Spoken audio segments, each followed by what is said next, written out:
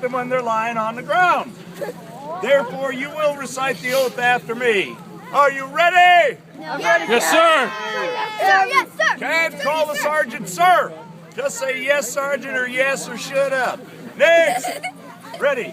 I will not shoot zombies on the ground. The next thing, you do not put hors d'oeuvres on the first or last seat of either cart. Can anybody point out to me an hors d'oeuvre? Little kids. Those are hors d'oeuvres. These are hors d'oeuvres. I'd like to see an adult on each end of that cart. Problem is, it's open, it jostles, they can fall out. Then we have what you call a tragedy. Zombies eat them.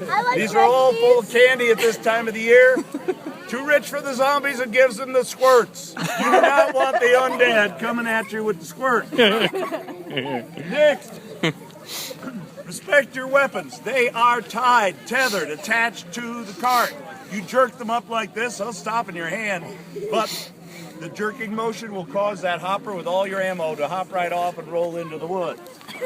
Now, if you hear a sound like this, and it didn't come from you, more than likely that's a malfunctioning weapon. Call your sergeant over to fix it. Next, do not stand on the conveyance while it's in motion. Last year we had a gentleman thought it was a great idea to have a shot in the beer after every Ohio State score. Oh boy. That week they scored 77 points. Then he came here, thought it was a great idea to stand and shoot zombies. He fell off.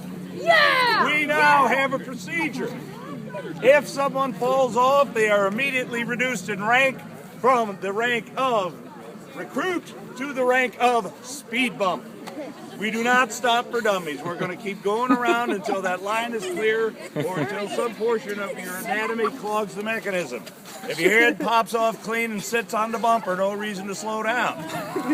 Next, to improve your aim and your overall enjoyment, I suggest you picture on the face of your zombie the face of somebody you detest, like a former spouse, boyfriend, girlfriend, boss, or mother-in-law. Maybe not. Anyway, I've been married 3 times. I can advise you, you might be happier. Anyway, studies show that your aim will improve on an average of 43% using that particular method. Studies also have picked up on another strange phenomenon. Apparently, though we don't know why this is, but women using this particular technique tend to aim about 2.5 feet lower than the men. For no apparent reason. Yes, okay. Next, folks, do not touch your weapons before you're told. There are muzzle guards on these weapons. If you lean around, play with that trigger, fire into the muzzle guard, you'll disable your weapon. The most excitement you may have on the whole trip is saying, "Is that a squirrel? Is that a chipmunk?" That's all you're going to be able to do. You can't shoot it if you blow your weapon off.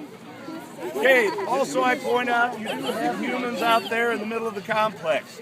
Some of these weapons do not have muzzle guards. They have no protection whatsoever. Any of you here from such exotic places as Detroit? Good, then I don't have to remind you that the state of Ohio frowns upon the hunting of humans.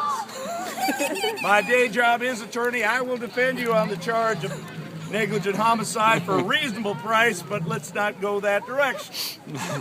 Next one is most important for you. Do not fire between zones. You're going to get an order to fire. You're going to knock down all your zombies, then you're going to get an order to cease fire. Then the cart's going to move. During that time, you're within 2 or 3 feet of a tree. You fire into a tree from 2 or 3 feet. The best thing that happens is you get spattered and ruin your clothes. Yeah. Worst thing that happens is it comes back and goes about 28.3% of the way through your gray matter, depending on your relative density, of course. So, I am an old man. I have a saying. Should apply to you too. Once you have Alzheimer's, you got to plan better. So get your glasses down over your eyes before you have a chance to forget. Be unlike the 2 people who went to the emergency room last year saying, "Don't worry about me, I'll be fine." Thank you very much. I hope to see you when you return, or at least see portions of each of you.